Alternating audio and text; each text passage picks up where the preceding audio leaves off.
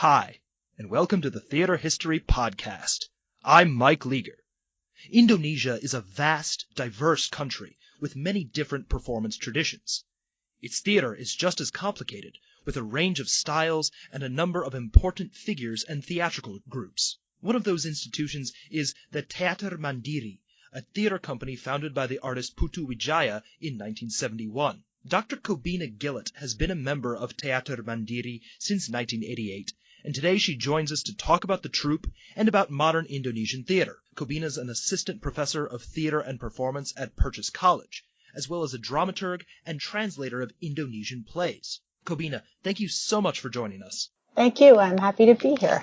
Can you help us with some context at how have Indonesia's politics and culture helped to shape its theater? That's a really good and complex question to answer because all of the theater, as we talk about modern theater, as opposed to perhaps traditional theater, if we were going to make a difference between the two, has been shaped by Indonesian politics and the vast number of different cultures within Indonesia itself, which is vast archipelago of 17,000 islands, which is really just a political grouping as opposed to something that's organic. In other words, it's left over from 350 years of colonial rule by the Dutch. And so within those 17,000 islands, there are 350 distinct languages that are spoken. That's not even including the different dialects. And each of those languages represents a different culture and, different background. And so you're talking about something very huge. I'm going to be talking about modern theater or contemporary theater,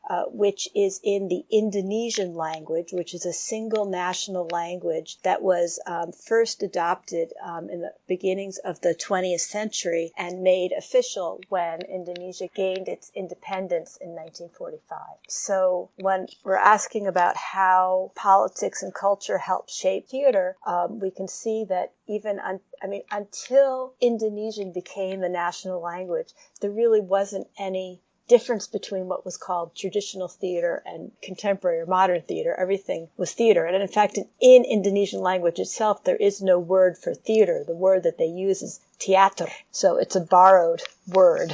Now, we're going to be talking a lot about Putu Wijaya today, but I'm curious who some of the other major figures of modern Indonesian theater are. Modern Indonesian theater, generally we trace back to the introduction of Indonesian as the national language, because before that, theater was generally performed in the local languages, and so that it was not understandable to people outside of the local communities. And so after 1928, when there was a youth oath to adopt Indonesian as the national language, and Indonesian started to become more of a national performance where there would be people understanding from different communities, we started to see Indonesia started to have plays that were modeled on a Western type of theater that had been brought to Indonesia by the Dutch colonials. And the plays themselves focused on revolutionary themes. There were a number of anti-colonial allegories, or there were historical epics. And all in all, the type of theater that was performed was psychological realism. And this is the type of theater that was picked up by the national theater schools based on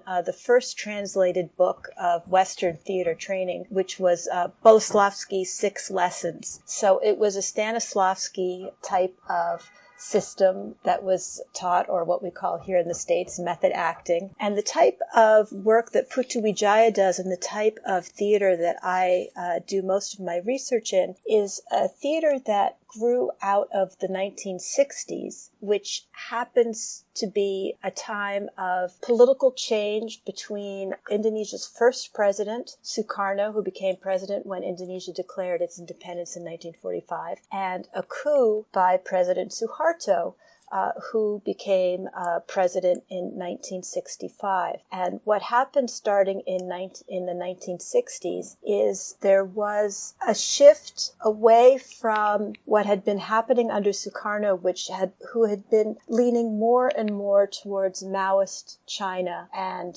slogans and using theater as a form of political rhetoric, to something that theater makers were very excited to feel that would be open. They would have more of an openness and a chance to perform what they wanted. Unfortunately, what happened under Suharto's rule called the New Order, there was no freedom of speech, and there was heavy censorship. But there was one forward-looking governor of Jakarta, the capital city Jakarta has a governor, that opened a theater complex named Taman Ismail Marzuki. And within that complex, theater directors were allowed to create theater without fear of political interference and without having to support any type of political message. And what also happened within this theater complex is they invited groups from local communities from across Indonesia to perform traditional forms of theater that no one had seen in Jakarta before. Because, as I said, traditional theaters were generally kept localized because it was in their local languages. And so there were a number of theater pioneers like Putu Wijaya, but also Teguh Karya, Rendra, Arifin Chenor, who were the first ones to start looking at these different types of theater forms from around the country and seeing how they could use or incorporate some of the traditional forms and ways of approaching theater that would move it away from the Western standard Stanislavski styles that were taught in the schools and more towards an Indonesian aesthetic, or thinking about an Indonesian theater as opposed to just something that was copying Western theater. We've mentioned Putu Wijaya.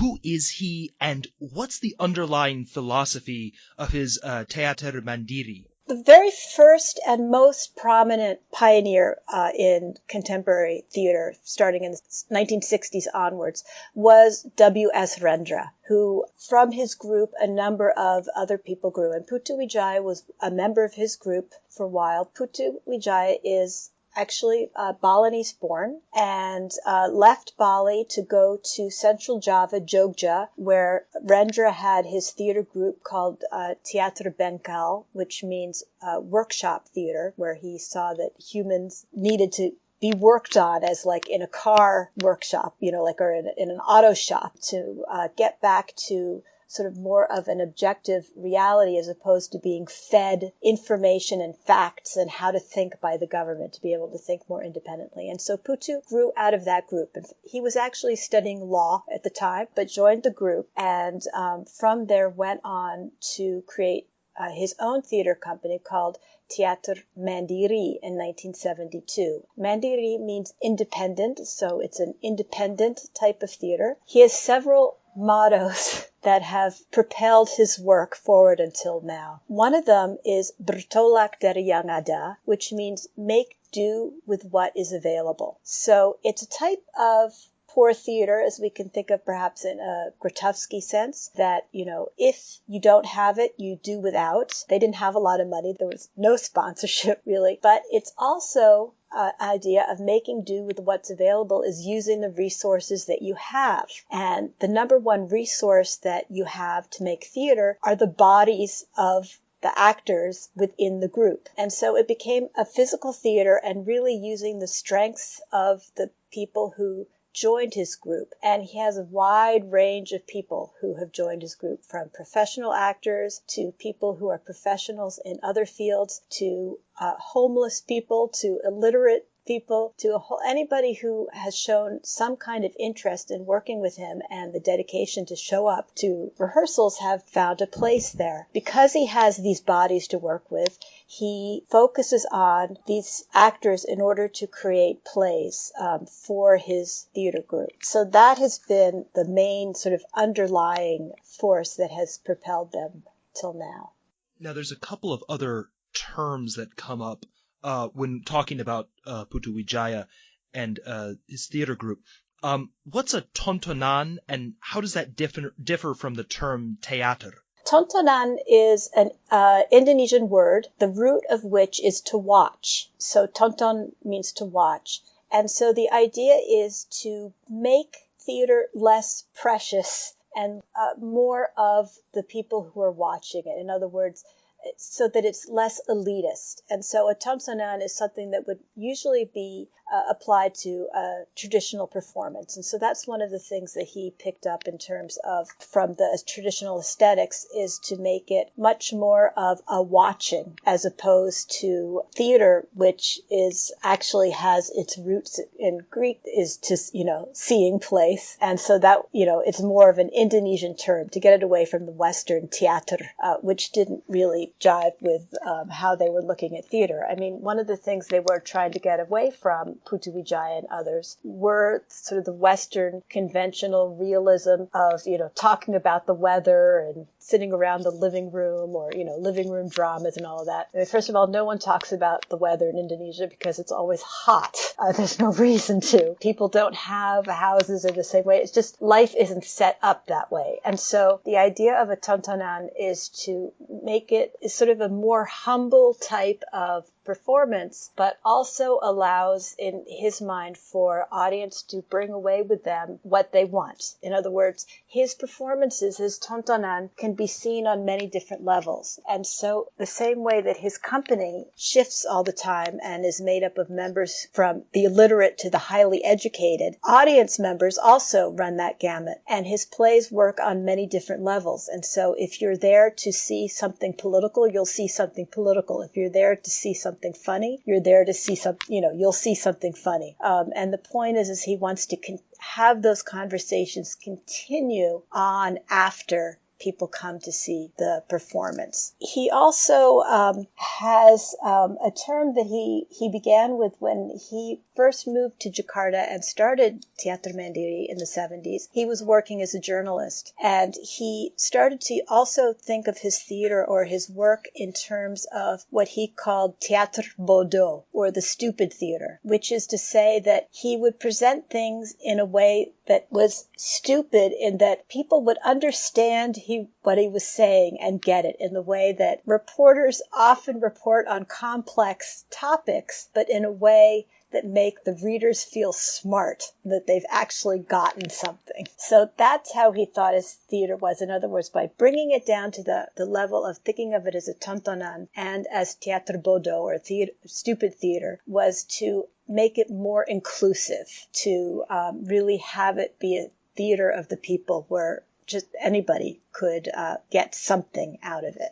Can you tell us about some of Teater Mandiri's significant productions, and how does the troupe develop its work? They're still producing productions. They're still working, although Putu Wijaya himself suffered a stroke a few years ago and is now wheelchair-bound. He's still writing and performing, and in fact, yesterday had a performance of one of his short plays, and in April there's going to be his Teater Mandiri is doing a major production. And generally, as I said, he starts with the people who are in the group. The group has, except for one exception, has performed plays that he's written. And so he knows who's in his troupe and writes for them. Most of his characters and the way that he creates his plays is they're about a group of people. And from this group of people, certain individuals emerge and have some kind of interaction and then fade back into the group. And so it's ensemble work, which means that he can really play around with who plays what part. Oftentimes his characters aren't named, individual names, they're just one of them, or committee member, or, and so there's committee member, committee member, committee member, committee member, and it's up to the director and to the group itself to figure out which committee member is saying which of those lines. Some of his more notable productions began back in one of his very first plays, was called Aduh, which I've translated as ought. Aduh is a word in Indonesian that is something that you say when you hit yourself and it hurts. So it's kind of like ow. Or it is when it's kind of like a sigh of like a laugh. And there really wasn't a single word. Putu was known for all the titles of all his plays are a single word that has a variegated, levels of meaning, and which goes along with his ideas of being inclusive in different audiences. And so he and I thought for a very long time about what would be the proper word for ado to translate. And the closest thing I could think of, being a New Yorker, was oi, because oi has all those connotations of, you hit yourself, oi, or, this terrible thing is happening in politics, oi. But that was too culturally specific. And so we came up with the word ought, which fits into the play in that it's about a group of people, unnamed, who are working, and all of a sudden a sick person comes up and asks for help. And while they're trying to decide whether or not they're going to help the sick person, that sick person dies. And so they decide then that they need to bury the body, or they'll be somehow implicated in this person's death. And so it becomes a rumination on what ought you do in a situation like this. And it's a cyclical play. So at the very end, when they finally go through all these things, getting the body buried, another sick person arrives. And throughout the play, there's hints to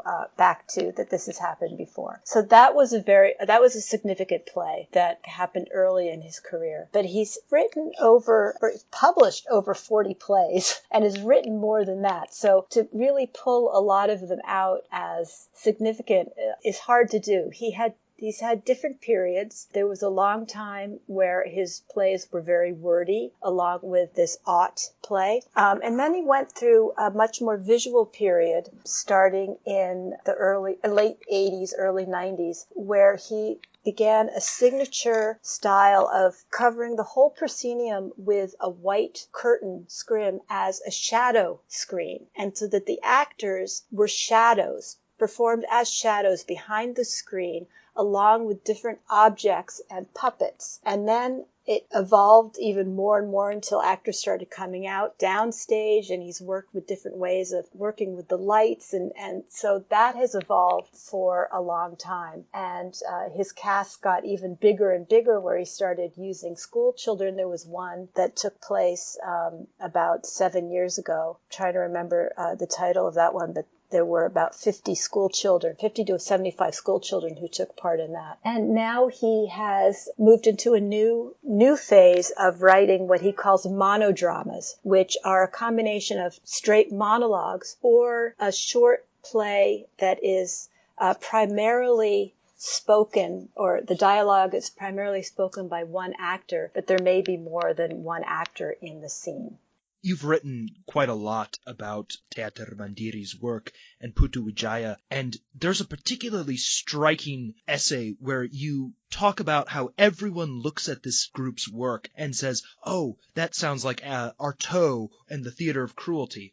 We mentioned Grotowski, the Polish director, and Poor Theater. From our discussion, it really seems like there's this tension between quote-unquote modern, which is sort of taken to mean Western, and traditional theater styles in Indonesia. I'm really curious how Putu Wijaya's work and that of his contemporaries has handled that tension. There are a couple of different ways that I can answer that question. One of them is, of course, Artaud, although he came up with his ideas about theater of cruelty on his own, they were confirmed as valid for him when he saw the International Colonial Fair in France in 1931, and what he saw there was a group of Balinese dancers. And by seeing them, and in fact in his book, The Theater and Its Double, the first essay that he wrote, it's not the first essay in the book, but the one he wrote chronologically first, is on the Balinese theater. And so within the Balinese theater, a lot of his ideas of theater of cruelty were confirmed. And if,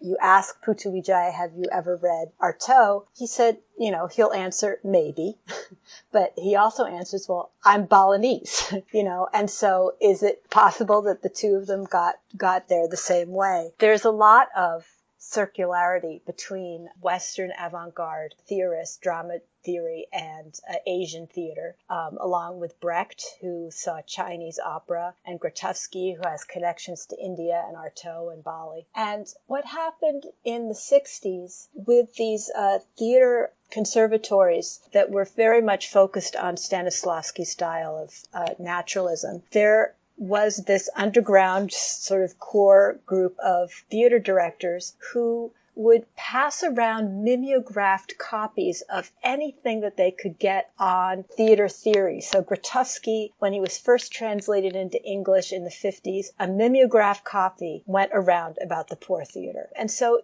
these theater directors have read them, but also, for example, Rendra, who is another theater director I spoke about, gets a lot of his inspiration from Javanese shadow puppetry. And within the Javanese shadow tradition, there are a lot of what we can call Brechtian techniques of distancing or making strange. And, the separation between the performer as the dalang or the puppeteer and the puppets. And so a lot of these ideas that we think of as Western theory is already found within the Indonesian traditions.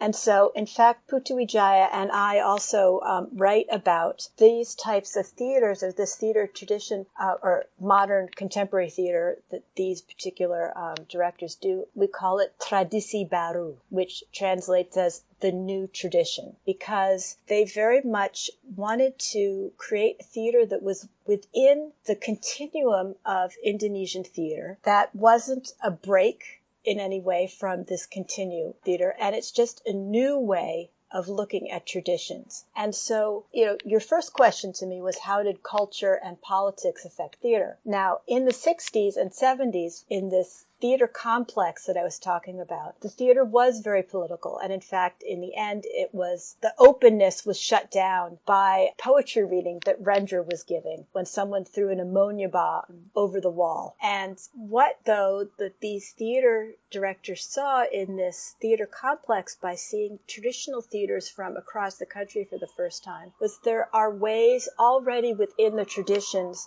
that people addressed sensitive political topics. And so an example, again, I'll go back to the shadow puppet, the wayang kulit, always within it has these clown characters. So within the tradition, the major heroes and nobility, they speak a language, an old type of archaic Javanese language that the audience doesn't understand. And so there are these clown type characters, they're servants, who translate into the local language. But what they also do is they can crack political jokes and make comments on what's going on socially without as much retribution. Basically, what happens is whoever sponsored an event would come to the beginning, and the puppeteer would behave very well. And by the time they went home at 1, 2 in the morning, that's when the clowns would really start getting at it. And so one of the ways that these tradisi baru directors found a way in which to use a structure that was based more on a traditional concept of using clown characters to talk about sensitive topics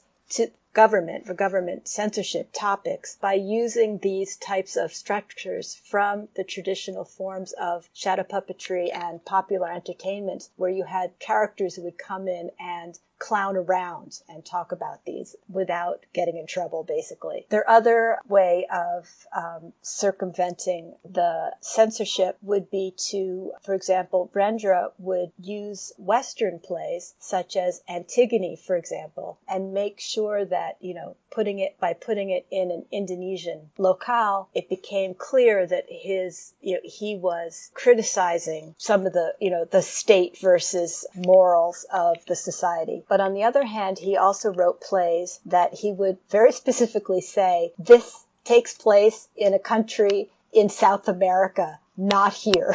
Although, seeing it and reading it, very well where it's taking place. And that lasted until 1978. And then the censors got wise and everything, all the sort of that freedom of sort of being covert shut down. But still, they were very crafty at getting their messages across. You've done a lot of work with Teater Mandiri, and I'd love to hear about just what you've done, what the experience has been like, and what some of the more significant of those experiences have been for you. Well, I first met Putu Wijaya when I was in college. I was a theater major at Wesleyan University, and my focus was on directing.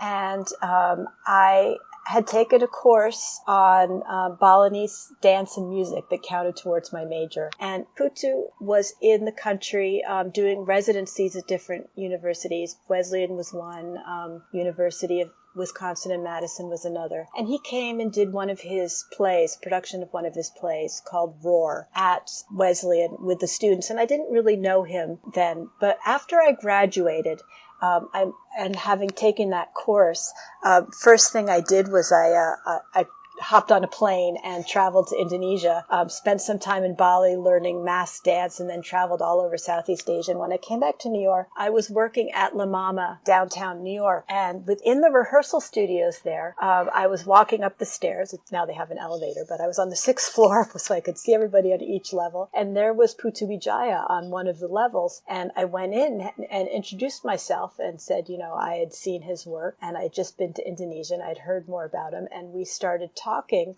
and we just hit it off. He asked me to be the production stage manager for a production that he was directing at La Mama. And then he asked me to go back to Indonesia and stage manage his group in Jakarta, which I did, which was interesting because I didn't speak any Indonesian at the time. And they had never had a stage manager before. That was something he learned about here in the United States. And when I first went, this was in 1988, there hadn't been any women really who had any directing roles or leadership roles within theater groups besides being, actors. And so they weren't used to having a stage manager tell them what to do, first of all. And secondly, it was almost impossible for me to sweep the stage because men would come up and say, no, let me do that for you. So that was an interesting learning experience, both for them and for me to learn how to speak Indonesian very quickly. But one of the most memorable moments after I got there was we were rehearsing for a play called Aum, and I was not really quite sure what I should be doing since they'd never had a stage manager and I didn't speak that much Indonesian. And I was just standing there kind of confused, and I said to Putu, I said, what should I do? And he said, up to you. And I thought for a moment, what does he mean up to me? It's up to me. And there and then I discovered one of the other, the bertolak dari yang ada, which I said from the beginning is make do with what's available. And another sort of underlying group dynamic, which is that you jump in and do what is needed. So it wasn't that someone was going to tell me what to do. I needed to see what needed to be done and do it. And that also happens during performances as well. So I've performed with the group. I started out as a stage manager, but I've performed with them and I've toured internationally with them and through the United States. And we've had some mishaps and things. For example, main actor one time had a heart attack and we all had to shift roles within the play. And you learn to help others out on stage by yelling out their lines for them. As I said, also because everyone doesn't have a name. It's like the community of people. So it doesn't all necessarily matter who says what line sometimes. But there was another time when we were performing during Festival of Indonesia in the early 90s at Cal Arts, and the headset system was down, wasn't broken, and we needed a net to fall from the flies. And so that just became something that I yelled out during the performance. So in other words, you step in and you see what needs to be done. There's nothing that does, everyone does their part. And so the up to you was a small bunch of words, but had a profound effect and in my understanding of how the company itself is run and how theater can be made as an ensemble.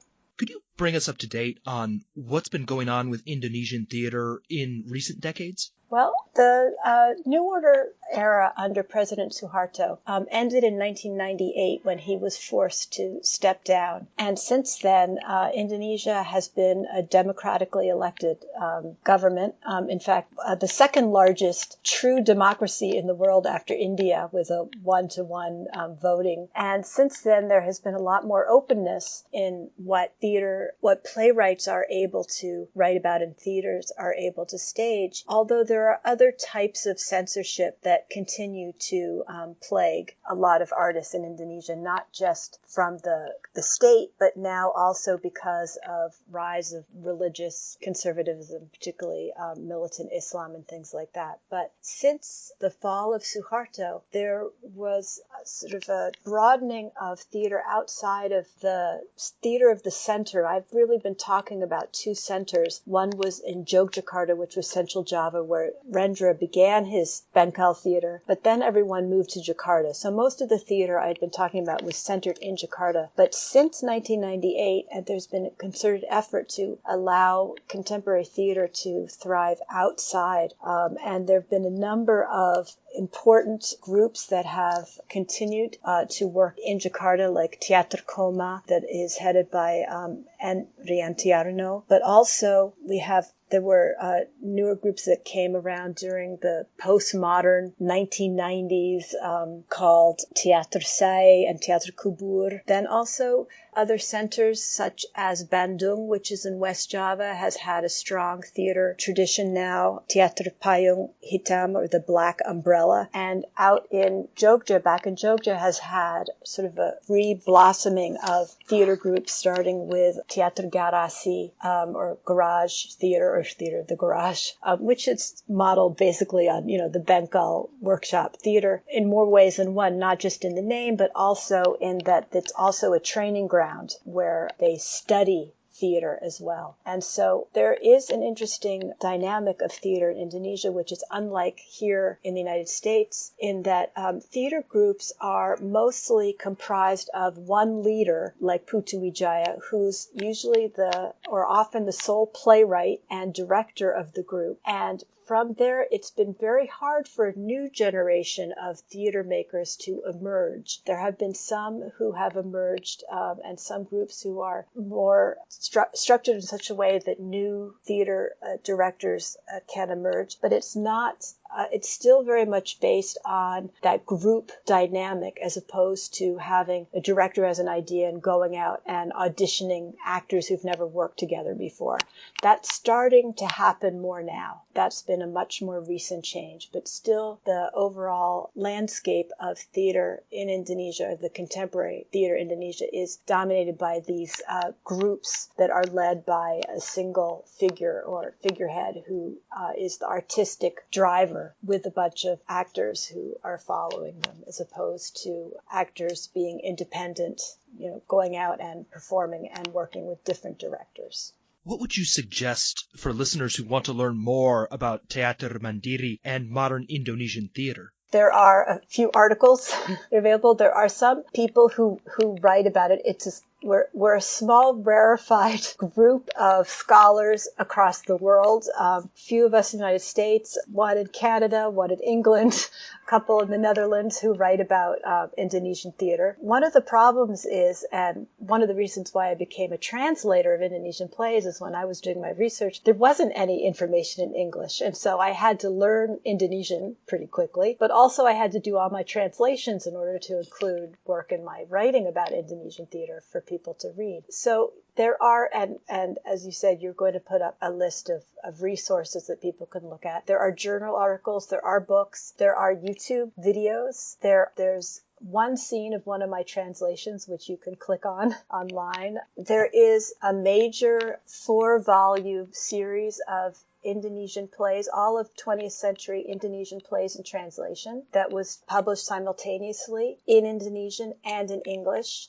And so that's available now through the University of Hawaii Press. It's called the Lontar Anthology of Indonesian Drama. And another anthology that I've edited that has a number of modern Indonesian plays in it is called Islands of Imagination, which is also published by University of Hawaii Press. And I'm currently working on a newer volume that brings us into the 21st century. Other than that, it's not an easy topic, and it's not one that many people are interested in, although Indonesia is the 4th most populous country in the world and has more Muslims in its population than all the Muslims in the Middle East combined. And so it's always fascinating to me how little people and how little even within academia and publishers are interested in supporting work on Indonesia. Even after we had a president who spent a good deal of his childhood growing up in Indonesia, which of course is Barack Obama.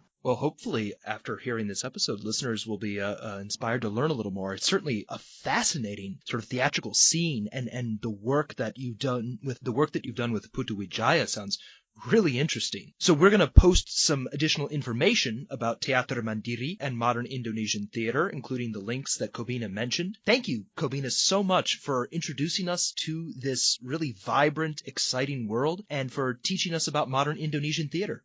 Thank you very much. Thank you for letting me share. And I do hope that more people will be interested in this really fascinating theater form.